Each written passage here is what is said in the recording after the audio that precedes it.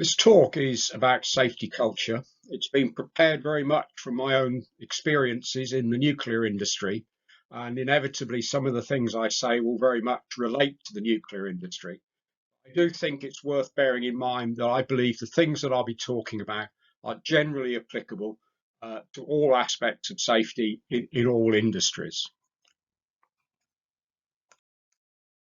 Um, Just briefly, the structure of the lecture, I want to say a little bit about background to how safety is achieved in plant. Try and say something about what is safety culture. Safety culture isn't like a bit of physics or chemistry where there are precise definitions and explanations of what things actually mean. Safety culture is a slightly more nebulous concept. So I will attempt to define it.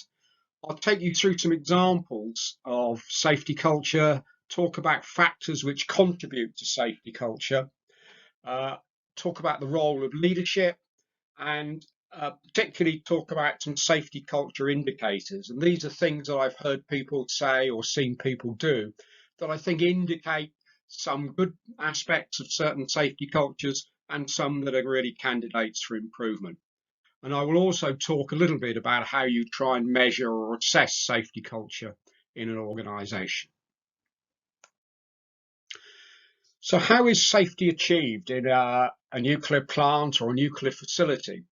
First of all, it has to be well engineered. It needs to have good design, properly manufactured, properly installed, properly maintained. And also, it's particularly important that the underlying science and the understanding of the technology being used is thorough. So good engineering is the starting point. You then need the right sort of management systems which tell people what they should do. In other words, how plants should be maintained, what you need to do when you modify the plant, and the whole range of aspects that you would expect to see in any management system. So they provide the framework for good practice. Finally, it's all about people. People implement these systems and establish the safety culture. And this is really where safety culture comes to the fore. That's driven by the people. It's not driven by the engineering or the management systems. It's sometimes said that there are three stages in safety development, and I've taken this from an IAEA document. The first basic level is safety is all about rules and compliance. You need rules, you need compliance. However, perhaps this is characterized by describing this stage as people are told to follow the rules, don't ask questions, get on with the job, and we'll be okay. The next stage is when safety becomes an organizational goal. There are targets and goals set throughout the organization. So this is perhaps a stage where it could be described, providing we meet those targets, we don't have more than our target number of lost time accidents or whatever in a year, that indicates a satisfactory safety performance. The problem with these first two is it's really said nothing about the people. The third stage is where safety becomes a continuing process of improvement to which everyone can contribute. And this really brings in the people aspects and the safety culture and introduces the concept of a continuing process of improvement. And this is really all about where everybody contributes to safe working and improvement. That those are really embedded in the culture of the organization. There are various definitions around of safety culture. And of course, safety culture first came to the fore following the Chernobyl accident in the mid-1980s. And this definition is taken from a committee, an advisory committee on the safety of nuclear installations in the UK. You can probably tell it was written by a committee because when you look at it, there are a lot of words there. And I've tried to highlight some of the key ones in green. So it's about the individual and group values, attitudes, perceptions, competency, patterns of behavior, communication, and shared perceptions. Those are, I think, some of the key messages that come out of this definition. So that's quite a wordy definition. Moving on. Here's another one taken from an IAEA document. Safety culture is that assembly of characteristics and attitudes in organisations and individuals which establishes that as an overriding priority, nuclear plant safety issues receive the attention warranted by their significance. And I think what this brings in the concept, you address the plant safety issues according to their significance. It doesn't mean to say you have to adopt a Rolls-Royce approach everywhere, but there are some systems and some aspects of a plant and its operation that require more attention than others because of the hazard that might be generated. Another one here, a slightly shorter one from an HSE document, which again focuses on the attitudes and behaviours of people in the organisation. So success of the process or system hinges on the attitudes and behaviours of people in the organisation, sometimes referred to as the safety culture. One that you sometimes see when people define safety culture, it's the way things are done around here. It doesn't, in a way, it's not very helpful because it's not telling you what things are really important. But the outputs from the culture in the organisation are inevitably the way things are done around here. Factors which contribute to safety, I think I've perhaps pulled up on these, identified these already. Attitudes, beliefs, values, taboos, peer pressure, perceptions. Perceptions are very important. And all these things influence how work is actually done. From an HSE document produced initially in the 1990s, and this is not a nuclear specific document, but they've identified a series of C's that promote a positive safety culture. The first one is ensuring that there are the right control mechanisms within the organisation, that work is properly controlled, assessed, reviewed as appropriate, all the things that you would expect in a well-managed organisation. The second one is all about cooperation between individuals. It isn't down to an individual person to get safety right. High standards of safety will only be achieved by people working together, bringing together the right people with the right expertise to address safety issues. The third one is communication throughout the organisation. And it's not just communication about safety, but it's communication in general. It has long been recognised that nuclear plants with high standards of communication tend to have good safety records. And frequently you find when you look into or investigate an event after something's happened, there is often a communication weakness that was at least a contributory factor. Competence of individuals is key. This isn't just about training people properly for the job, ensuring that people have got the right professional qualifications, but demonstration that they are competent to carry out the work they're required to do in a safe manner. To those C's, I've added a few of my own. Compliance, you hear this a lot on nuclear power stations. Compliance with operating instructions, for example, that is clearly something that's a given. Compliance alone, of course, isn't enough to have a good culture, but compliance is a key part of a good culture. Challenge. Are people challenged? Are people effective in giving and receiving challenge? Much easier, of course, to give challenge, but challenge has to be given well. People receiving it have to respond in the right way. Is there a questioning attitude? Are we sure that we're doing this job in the right way?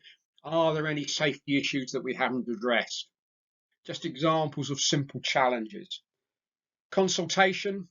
Consultation covers a whole range of things, but particularly I think consultation with appointed safety representatives and just a whole range of people within the organisation who are relevant to a particular task being undertaken.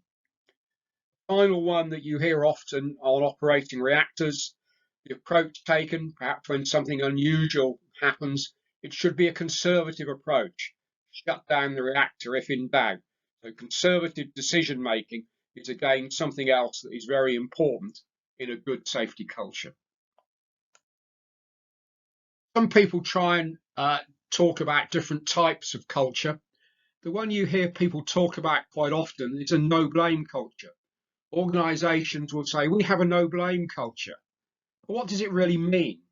I think usually when they say that, they're not going to blame people for reporting safety defects or things that they're concerned about on safety. They're not going to blame people for that sort of reporting. However, if there are individuals who consistently violate or ignore the various safety rules that are in place, some action has to be taken with that, either initially through retraining or possibly more formal disciplinary action. So I would tend to avoid talking about anything to do with blame when you talk about the safety culture. And I think the term no blame culture is a little bit meaningless. What I like to see is the sort of culture that can be described as perhaps open, honest, learning, and fair. The fair bit demonstrating that if people transgress, they will be dealt with fairly. There may be good reasons why people don't follow the instructions or procedures. They may be unclear. They may need updating, etc. So ultimately, some sort of formal action does have to be taken, but in my experience, extremely rare. So what about the leaders, the senior staff and the managers within the organisation? They are absolutely crucial. They set the standard. They establish the culture within the organisation. They've got to set an example. They've got to be more than just a manager of money or a manager of a production schedule. They have to demonstrate their ownership of safety, the priority given to safety, and its words and actions must match. The words are actually very often the easy bit, ensuring that if you're in a senior position, your actions match that are very, very important. It's very easy to slip up on this one. So the senior manager who visits a hard hat area and doesn't bother to put a hard hat on, his credibility as far as safety is concerned has been eroded significantly by that. Just a simple example. It's important that managers talk about safety. They don't have to be a bore on safety, but they need to make sure in talking about production schedules or whatever, that safety is a key part of that. It has to be integrated into everything they're doing. The senior managers need to demonstrate a questioning attitude on safety and other matters, and be very careful not to slip into a mode of being complacent. A lot of this is about learning, and learning is actually, in my view, a key issue in safety and something in general the nuclear industry does well. But to demonstrate you learn from past events, if something goes wrong, to learn from that and put in place improvements for the future. All these senior managers are actually very busy people inevitably, but they do need to be trying to be visible at the workplace, and not just when something has gone wrong or something has gone particularly well. So that sort of visibility, having a dialogue which includes safety within that dialogue with people who are working in the plant and in the facility. Taken from an HSE document, these are a few key things that they've identified as effective leadership. So it's maintaining attention on significant risks and implementation of controls, making sure they focus on the things that really matter. Very important role in leadership, trying to ensure that the focus on the key safety issues is not clouded by things that are really could just be described as bicycle sheds. Again, I've said this already, their actions, ensuring that their actions demonstrate their commitment, their personal commitment to safety, and make sure that they understand what the key health and safety issues are associated with the work that their teams or workforce are carrying out. Ensuring consultation and challenging unsafe behaviours. Again, if a senior manager or leader sees somebody who's not wearing, just as a simple example, the right personal protective equipment, if they don't pick them up on that, if they don't say, well, what's the problem? Is there a problem with availability of PPE or whatever? If they don't say something, they've ended up implicitly condoning that sloppiness and laxness in behaviours. The same HSE document identifies things that demonstrate there is poor or no leadership. So the organisation has no health and safety priorities. The senior people aren't maintaining an oversight, not just of safety, but what is going on in their organisation. Important that they're keeping tabs on the key issues. Again, I've alluded to this again, if these people in leadership positions don't comply with the organisation's own standards or procedures, that is a recipe for sloppiness throughout the organisation. Lack of engagement with health and safety by workers.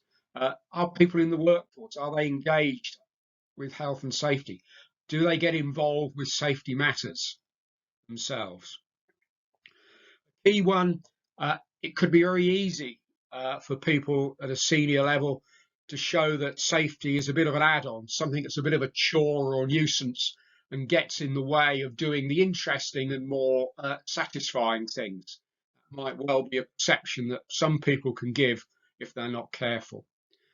And obviously, if there's a poor incident or accident history in an organisation, again, that is probably down to a lack of leadership rather than necessarily deficiencies in the workforce. The chief executive officer, the CEO of an organisation, they're obviously very important. What they say can really matter. I'll just pick up a couple of examples here. The first one is from some years ago in an organisation I was working at the time, where there was a relatively new CEO, and the organisation was concerned primarily with decommissioning redundant nuclear plant. So he said, our aim is to do this work better, faster and cheaper.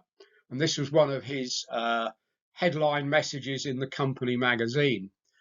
Well, that provoked something of a debate amongst the staff. Well, why isn't safety mentioned? The response from the CEO was, of course, that better includes safety. And he did then go on and correct the message. And he was actually an individual who was very focused on safety. It just shows that you do have to be sometimes quite explicit in what you mean. Perhaps the good thing about this, it was obviously not a good headline to start with, but it did provoke some discussion among staff and made them think about safety a little. So it wasn't all bad. A couple of years ago, Magnox Limited had a new chief executive officer, and people were obviously looking very hard at what she was saying and across the organisation. And the first is a quote that in her first keynote speech, she said that safety was beyond a priority. It was a value. And I think that's a very interesting and important statement. People talk about safety being our top priority, but because something is on a priority list, does that perhaps suggest it won't always be important? And by saying it's a value, it puts it alongside things like honesty and integrity, things that you just expect people to be doing. It's not something that you have to prioritize. It's something people do, engage with, and work safely as part of their day-to-day activities. There was another set of comments that were put by the same lady in the Magnox in-house staff magazine. It was the time the organisation was going through some significant organisational changes and changes to senior staff. So the message here that I've highlighted in bold is I would like to take a moment to remind us all that there's no job that is so urgent or important that we cannot take the time to do it safely. I think that's a very important message, and I think is very well presented. And I think those two things, certainly in that particular case, really set the scene very well for that CEO in terms of her personal take on safety. I now want to go through in a few slides some of the things that are sort of indicators of positive, and I'll go on to some perhaps more questionable indicators in a minute, but things that tell you something about the culture in the organisation. And these are things that people say or do. So the message I like to see is people saying safety delivery is our priority. You might say it should be value rather than priority, but people are saying that safe delivery is our priority. That is a good message. It reflects the fact that people are there to do a job of work, to deliver some tasks, but they're there to do it safely. That is a very good message. We must stop and review the risk assessments. Stopping a job when things aren't going well. Very important that people are prepared to do that and are supported by their management when they do it. Sometimes you get into a job, conditions aren't as you expect them to be, and it's right that you stop and review the risk assessments. You may need to get a professional safety advisor involved in reviewing what you're doing. So stopping and reviewing risk assessments, seeking advice from safety advisors, those sorts of things are good indicators of a positive safety culture. What can we learn from the last time we did this job? People are often doing repetitive tasks. Builds up a body of experience. It's very important that people do utilize that experience to improve the safety of work in the future. Some people say that in any meeting, safety should be at the top of the agenda. And certainly in many of the major nuclear organisations, any meeting you have, there will be a short safety item at the beginning of the meeting, a few minutes perhaps talking about the topic of the day, or perhaps addressing some current safety issue. So that's really a sort of scene setter to any meeting, that safety is important and there will be safety issues that need to be addressed. Some people say that in any management meeting, safety report or similar should be right at the top of the agenda. Personally, I don't think it needs to be at the top of the agenda, providing it isn't item 9 when any other business is item 10, and it's the item that gets squeezed in immediately before everybody has to go off to lunch. I think safety needs to be in a good place in the agenda to ensure that adequate time is given to it and it isn't rushed and skimped. But that's just my personal view. Here are some other indicators of safety culture, and these, I think, have got more of a negative flavour about them. Often sometimes when there's been a collection of accidents, you'll hear people say, oh, well, accidents will happen. Quite a dangerous sort of mindset, in my view. If you start to drift into a position where you think accidents will happen, you will get accidents. They will happen. If that becomes the mindset, if that starts to become the accepted norm in the organisation. A related point, I've heard people say, we're doing a lot of work, there are bound to be some accidents. Well, that's quite a worrying statement in some respects. Yes, if you do no work, there will be no accidents, perhaps. And the bigger the size of the project, the perhaps more likely it is that you will get some accidents. However, the mindset, the culture of the organisation must be to learn from those accidents and put in place improvements for the future. If we report the accident, there will be a lot of fuss. And I'll talk a little bit more about reporting later. But if accidents start to be hidden, that is a slippery slope to a very poor standard of safety and a very poor safety culture. So when accidents are reported, senior managers and others, they need to act in a measured and constructive way as far as possible. It's clearly important to ensure that places are made safe following an accident, that any immediate personal injuries or similar are dealt with. But how you receive those reports, how you react, can actually send a strong message around the organisation. Next couple of ones are rather similar. A lot of my experience has been in nuclear decommissioning. And when you start to decommission a plant, you start to usually generate more waste. You start to open up containments that haven't been opened for many years. And I've heard people make both these comments. Well, this is following some sort of contamination event. We're dealing with waste and it's bound to be a bit messy. So if you start off thinking it's going to be messy, it will be messy. The mindset should be there is perhaps greater potential. There's more potential for contamination in dealing with waste or breaking into sealed containments. So you have to set up the job. So you have to introduce the precautions you need in the planning of the job to deal with that potential. The second one, we must extend the contamination controlled area as we keep finding contamination. I remember this one being said.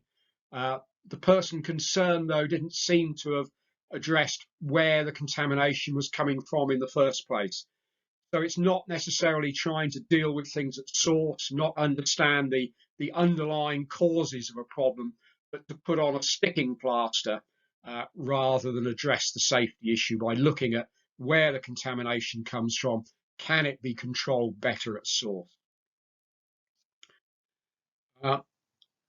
The next 2 points, they're the sort of they're what I call in the press on regardless category. Things aren't going very well, something's gone a bit wrong with a job, let's get it finished, then we'll sort out what went wrong. These instructions aren't clear, we'll carry on with the job and do what seems right. These suggest that within the culture of the organisation, rather than getting safety right, it's more about finishing the job on time, regardless of the safety issues. So those 2 are quite sort of worrying statements or worrying behaviours if you see those. Safety is expensive. Well, safety does cost money, but not getting safety right can also be expensive in terms of the wider implications on the organisation. So I just worry if people say safety is expensive. Money on safety has to be spent wisely. It has to be spent in the right way. But spent in the right way, it's absolutely essential. Here's a few more. There's the first few here. People saying we're good enough at safety. We're no worse than anybody else in terms of safety statistics. Another one I've heard occasionally between different nuclear sites, you see a comparison of safety statistics on accidents and incidents, perhaps on lost time accidents, RID or reportable accidents. And I've sometimes heard people on site A say, oh, well, site B, they must fiddle their safety statistics. Well, that's, I think, again, quite worrying. It suggests people are more worried about the numbers than understanding what is happening and doing something to address those safety problems. I mean, all those 3 things there, I think, smack of a culture in which complacency is starting to creep in. And particularly, we are good enough at safety. And in my view, if you're not striving to improve at safety, it will get worse. It doesn't get worse overnight, but it inevitably deteriorates over a period of time. And the culture of continuous improvement is absolutely important. Next 2 are perhaps rather similar. I've probably been guilty of this one myself in the earlier part of my career. When you sometimes question a scientist doing a bit of R&D, we know what we're doing, we are scientists. Well, scientists may get the science wrong, but there may well be other important safety-related issues that they overlook and don't get right.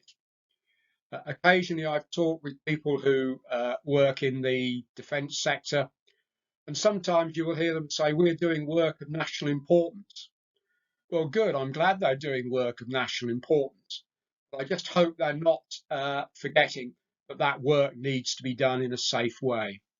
And both these 2 perhaps smack of a little bit of arrogance starting to creeping into a culture. The last 2 are perhaps 2 extreme examples, which I think are extremely rare, this sort of example. and people doing some work handling waste. They knew they were going to take a shortcut.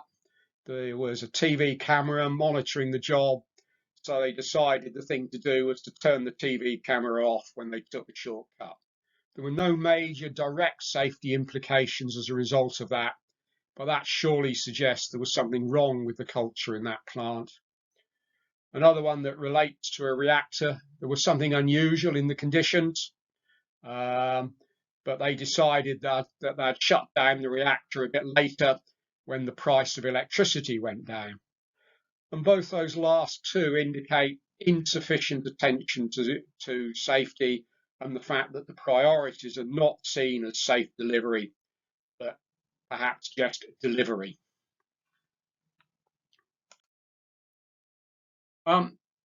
Particularly in the nuclear industry, all the nuclear sites have systems for reporting all types of minor incidents and events, and these include near misses and abnormal happenings. The organisation that I worked for a long time, the term they used to use was unusual occurrence reporting, or UNORS. Other people have lost control forms, abnormal occurrence reporting, but in essence, they're all the same. It's a way of collecting data, even minor things that go wrong. If you record those and log them, you have the ability to review them.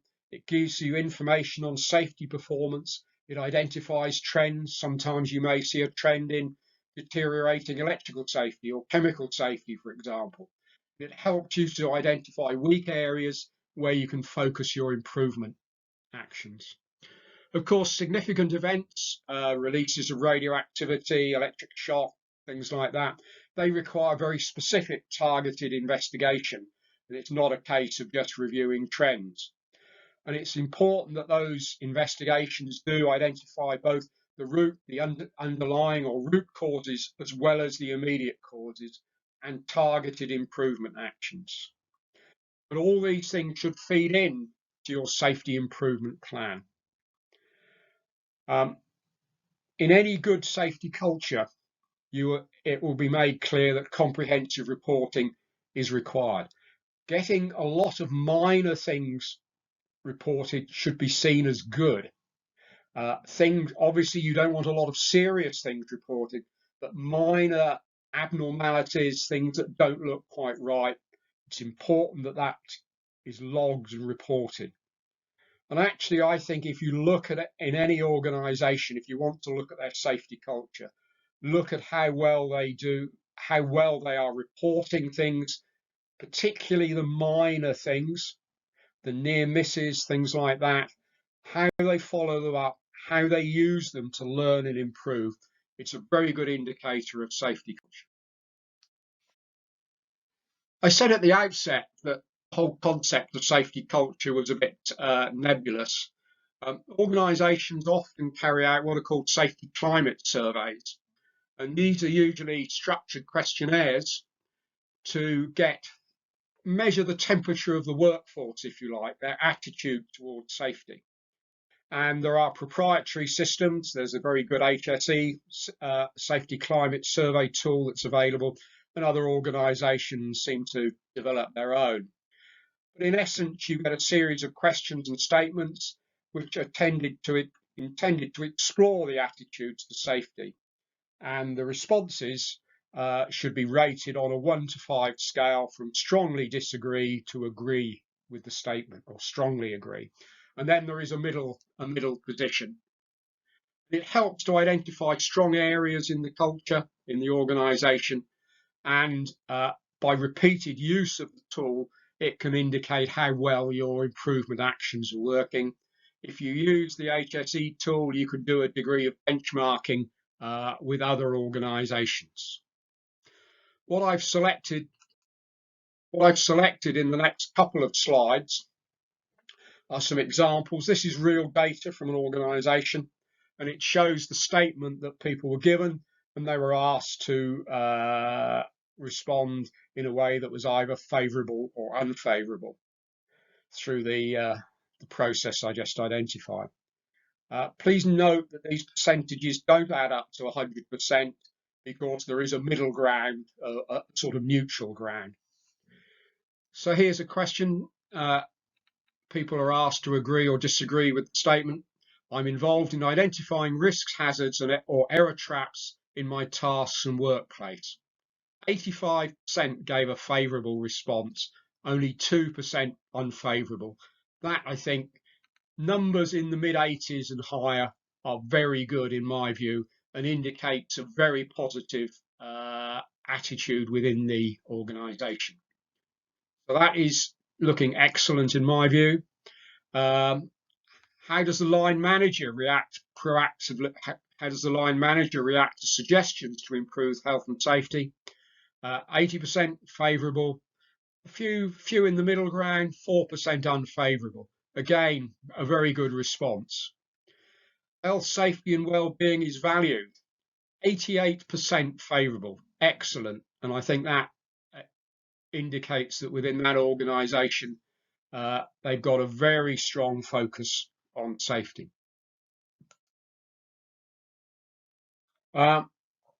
Here's 3 more. These are just selections that I've picked out. I can stop work due to health and safety issues at any time. 89% gave a favourable response to that statement.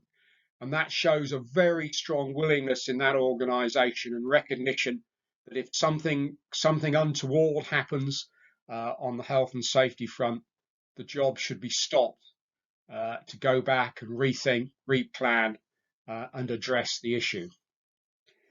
The next 2 are perhaps indicate areas that the organisation needs to focus on a bit more. I receive feedback on health and safety issues that I raise. 67% favourable, not many unfavourable, but quite a lot in the middle ground. And I think this particularly relates, I suspect, to the reporting of minor incidents and accidents where people report them, they go into a system, but they don't always get any feedback, which might just be a simple thanks for reporting, or we've logged this and we'll review it as part of all the other electrical incidents we've had, electrical reports we've had recently. So it's a sort of communication and feedback issue. And this is another similar one. Teams receive recognition, appreciation, praise, etc. from their line manager. Again, it's 60% down at favourable, 13% unfavourable. These aren't dramatically bad in my view, but they indicate an area that the organisation should focus on. I should say that this survey was carried out during COVID, and a number of the communication routes that would normally be operating in terms of face-to-face were not operating as you might expect them to. Conclusions. My final points.